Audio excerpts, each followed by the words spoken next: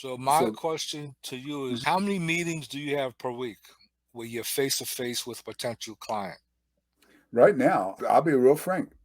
My business comes from repeats. Okay, Potential great. clients are not quite there. Okay, but for most people who are prospecting for new clients, And that's what we need to do. so you're not going through hundreds of what we will call LinkedIn profiles to figure stuff out. You're honing in on, I have a meeting with Glenn Daniels on Thursday. I need to prep for that meeting.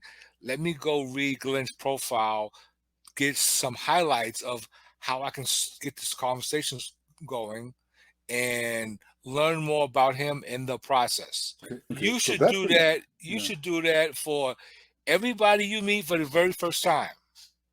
Everybody. Well, here's my question, Thomas. You said we meet for the very first time. That includes the initial reach out email? If we're using LinkedIn, let's connect. They connect. Then I need to say something to them before I begin the sales process. So that okay. So first of all, LinkedIn is not a sales tool. It should not be used as being salesy. It's an engagement tool. So what you're trying to do is engage with your audience, right? Okay. All So right. you send out a personalized LinkedIn invitation. Hey, Right. they respond back, yes. Okay, I'll connect. You respond back with thank you.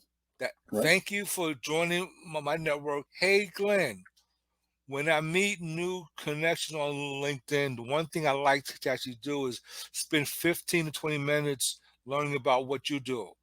Is it possible for us to get together next Tuesday or Wednesday and have a Zoom call? I haven't done any research then. I've done nothing. Okay. Now, when you accept that meeting and say Then you do yes, the research. Okay. then you do the right. Then Right. you Okay. do the research, and you want to keep it simple because your agenda.